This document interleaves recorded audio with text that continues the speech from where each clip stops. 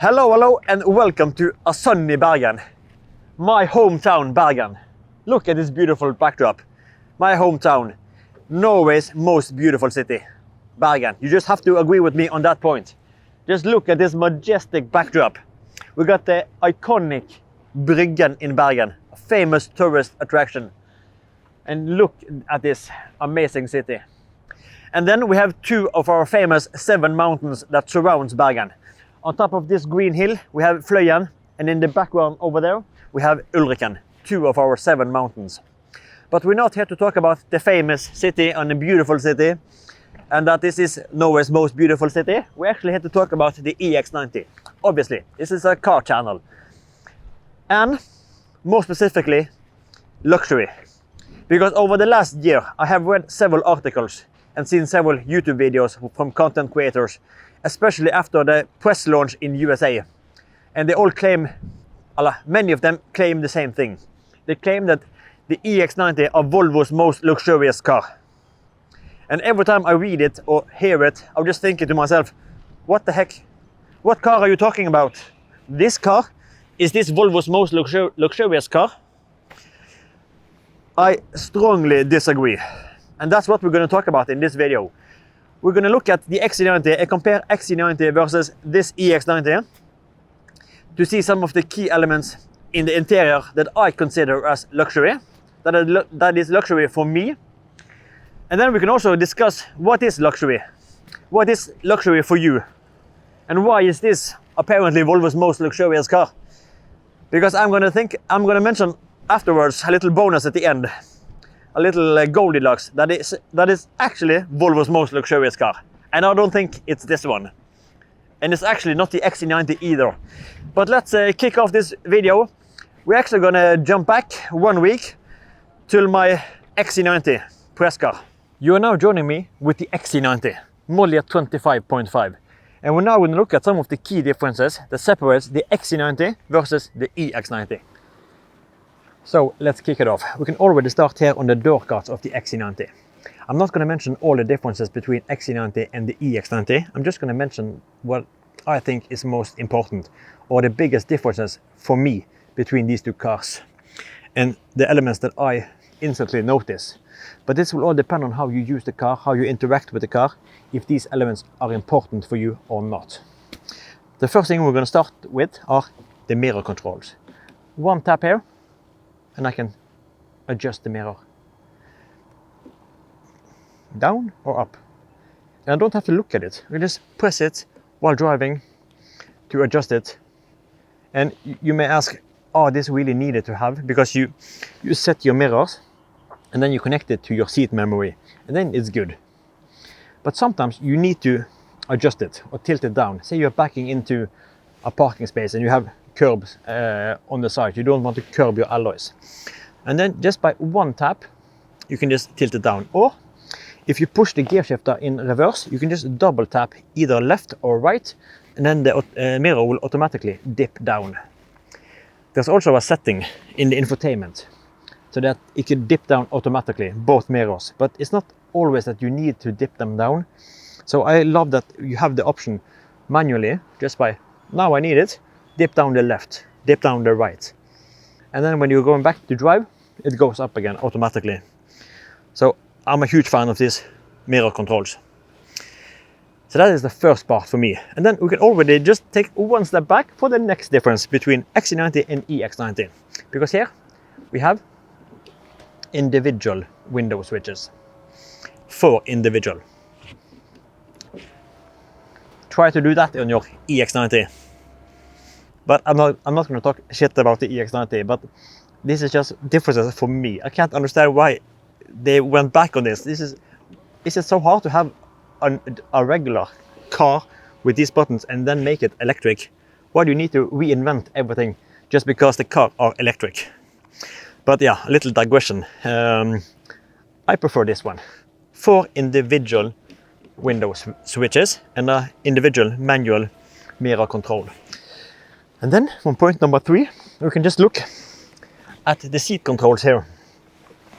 This glorious thing here. You know, this is self-explanatory. Yeah, The flat one are for the seat cushion, the diagonal one are for the back support. Really easy to operate. You can tilt the seat. Let's see, it was on the maximum tilt. Yeah, take away the hands so you can see it. Tilt and push it back or forward. Pretty easy. And then this button here are for the extra functions, like the lumbar support or to adjust the bolsters. But there's one key difference here versus the EX90. I have already cheated ever so slightly and connected it to the, let's see, press the button. Can you see what is happening here? This cushion extension goes out electrically, and this is all connected to your seat memory. This cushion extension, all electric, same as the rest of this amazing seat in the XC90. Everything are electric. Cushion extension, lumbar support, side bolsters, and the physical position of the car, now of the seat, all connected. But electric cushion extension. Once again, try to do that on your fancy EX90. But yeah, so we already have 3 elements before we have even stepped inside. Mirrors, windows, and seat controls with electric cushion extension. So let's jump further in. And then jumping inside the XC90, we can already see 2 buttons here on the lower dash. The one to the right are your fuel filler door. We don't need that on our EX90, but we have a button here to open and close the luggage door. Easy accessible. But then, maybe the biggest difference, steering wheel buttons, physical buttons with huge indentation so you can really feel and easy to navigate on. And I also love the tactical response it gives you. See if you can. These are absolutely awesome. And then just behind the steering wheel, individual stalks. First one on your left here are all your light settings. Automatic lights, adaptive lights, turn on your park lights. So easy to do while you're driving. If you stop nearby the road at night, say you want to stop in a bus lane, or just put on your park lights. You can also put on off rear fog lights, and obviously indicator lights. And once again, and the tactical feeling and the sound, it feels solid. It feels solid. Yes, and then the right one, your window wipers, both wiper in front and wiper in the rear, and also your washer, both front and rear. It's really good to have these on separate stalks, at least in my opinion. So we're really building up quite a long list here. I think we are 3 on the door, no, 2 on the door, 1 here, 3, 4, 5, 6. And that brings us to point number 7. And this is a little personal thing for me, because I hate the sun visors in the 60 series and also the 40 series, because they are made of plastic.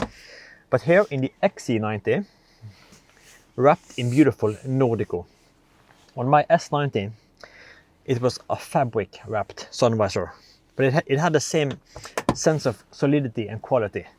And I think the 90 series should have either fabric or leather. And then you can look at what the EX90 offers. Not leather or not fabric. Take a guess. So yeah, so 7. And maybe should we include this panoramic roof that can open, but not just open. We also have a curtain. Let's do that one more time. Take away the curtain electrically. Open up the panoramic roof electrically. Yes, I don't require to open up the roof, but what I do require, and what I do think the EX90 should have, electric sun curtain. Not this manual shade that Volvo offers the EX90 with. This is what we need. And this is what you get with the XC90. And then I also want to mention a couple of other things to reach my top 10 list. Now we have 7 so far. And my next point are regards to this button row. Physical buttons for your maximum defroster front and rear, your hazards, your track forward and backwards, and also this volume knob. I really love this knurled finishing. And yeah, the interaction with this are just golden. And while we're talking about buttons, over to the next point. Manual opening glove compartment. Manual. Why have we went away from manual glove compartment? Why do we need to put it into the screen? Yes, so buttons for my point 8 and point number 9. And my last point are this rocker switch, this start button. I can't believe why start buttons are being removed from cars. I love to have this start button, both the visual cue or the design of this one, also the ignition sequence when you step into the car and you twist the wheel to start. I'm not a fan of this, just sit in and put the car in drive and then you're off. I like to twist a wheel or push a button to start the car, so it's more of an occasion. Like Lamborghini does with their start buttons, up with the lid and then press, or just put your finger between it. But this is so underrated. I love a physical starter button. And it also looks amazing. So I think that was my top 10. That was some of the key differences for me with the XC90 versus the EX90. And it's the sum of all these that makes me feel that this is a much better car. This is at a much higher level. That's why I'm also surprised to hear when people write that the EX90 are Volvo's most luxurious car. Well, no. Have you touched the sun visors in your EX90? But while talking about EX90, let's look at the EX90 and see what that has to offer regarding these elements here. We are starting at the same place as we did on the XC90, the door cards. And I'm going to overlay a picture of this panel here. And then you can ask yourself, how do you adjust the mirrors on your fancy EX90? How do you tilt them down when needed? Well, you can't. At least not on the door cards. You have to do it on the touchscreen. You have to press the car icon, then driver adjustment, and then first you take the right mirror, and then you adjust it on the steering wheel buttons up and down, and then you take the left mirror. And yes, you only do it once, and then you control it or connect it to your driver profile. But what if you want to back up and you want to tilt down the mirror to look at your alloys? You don't curb them at the curb. There's no button to press or double press when you're in reverse. And you can't automatically fix it in the software either. To say every time you are in reverse, the right mirror tilts down. There's no function like that. We're going to go quickly further to tap this icon, and when the light is off, you do the rear windows, and when the light is on, you do the front windows. Okay, now we can do them both. So, I don't know, I think it's kind of clumsy. Maybe it's not that often you take down the mirrors in the rear, but what happened to just giving us 4 manual switches? They have to reinvent everything. And then we're jumping further on to your seat controls in this toggle wheel. I thought there was just one problem with this. Yes, you have everything on the toggle. Twist it, press it for additional functions. But there's one thing I was aware of, and that is the manual cushion extension. Why is this manual on the EX90? A 90. Why you have manual cushion extension? Why can't it be electrical operated? I don't understand. And there's also another really irritating, annoying thing. You can't activate the massage function from here. You can only look that it's available. You have to, if you twist it with your left hand while you're driving, then you have to change hand because you have to go into the screen to activate the massage. I can't understand who is developing this. You want to do everything on your left hand with this torque. Why can't we just double press or something? Or have a little toggle wheel at the end to adjust the massage. Or at least start on the massage. Annoying, annoying. So we're blasting further on to this panel. But we got no panel. Yes, you don't need to open the charging flap. That is manually, so that is okay. But I kind of like to have luggage door opening there. Now, guess where it is? It's on the screen. The next point on the list was the steering wheel with the steering wheel buttons. I'm not a huge fan of this one at all. I think the buttons on the XC90 was easier to navigate on. Yes, we have small indentations here on the steering wheel, but these are not illuminated at night. So I think they're actually also kind of hard to navigate on, and also they're also slow to respond. Sometimes they don't respond at all. Maybe this will be improved with software, but I think it was better. It was a better solution before, easier to navigate on, and they were always responsive to the touch. So I think this is a step back. And then we go to the next point, the stock situation. Because here we have a different setup than the XC90. Because we have moved our gear shifter up to a stock here on your right side. And this is folds back every time. It defaults to the center part. Just one tap to drive, one tap up to reverse. That means that all of our wiper action and the window washer have been moved over to the left stalk. So now we have a combined stalk. Both your indicator and also your washer. I'm not a fan of this at all because some functions have disappeared. Yes, we have indicator up and down, and we can adjust our sensitivity, or we can adjust the front wiper. And then we have a washer at the end, both front and rear. But in order to adjust the sensitivity, guess where we have to go? This shite into the screen, rain sensitivity, high, medium or low. Is this luxury? Is this lack of luxury?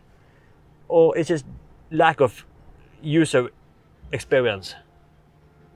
I'm not sure, but for me it has turned out to be the total experience get pushed down. And that is especially now, or enhanced now, with these sun visors. Can you hear this shite? This is plastic. This is the same thing I have in my EC40. Look at this, and the sound. It's like a hollow, plasticky. What is this shite? Yes, we have increased functionality because you can extend. But why do you have to compromise on the quality? Why can't they wrap it in fabric or leather or something? Why can't you buy a premium upgrade that you can't do in the EX90? So you will get this in fabric or leather. This is the worst thing that really I interact with, and not every day, but almost every day. You take down this. And then moving over to the next point that are probably maybe more annoying. Huge and wide panoramic roof. Okay, you can't open it. Okay, that's fine. But where the hell is the cover? Where is the cover? It's not here. You can't buy it. There's no upgrade to buy a electro cover or a sun curtain for the panoramic roof. No option. The only thing Volvo offers are a manual shade. You have to click it up in like 3 different. It's a one curtain you press. It's 3 sections, and you just press it up manually. Even my XC40, the 40 range offers something that the flagship EX90 doesn't offer. And then we can look at the next 3 points that all can be found right here. First one being our physical buttons. Where is the button row? Where is skip forward and skip backwards? They are now moved over to the volume knob just by pushing it sideways. But where is our hazard button? Where is our defroster? Well, hazard button digitally here. Maximum defroster right there. Also with the mirrors. But your rear defroster. First this fan and then rear defroster. The first 2, also the maximum defroster and also the hazard, they are also in the button, in a button on the roof panel. The hazards are a physical button, and the maximum defroster are like a touch thing. Let's see if we can respond. There we go. Maybe it is a button on the panel. So they are extra in the roof panel as well. But the physical button row are gone. Apparently, physical buttons are a thing of the past. But I can't understand why everything has to be on a screen. Just give me some physical buttons for basic functionality. And that takes us over to the next point. How do you access the glove compartment? There's no hatch, there's no physical buttons. Well, it is the screen, maybe you can see it. Glove box, a little icon here to open a tiny glove box.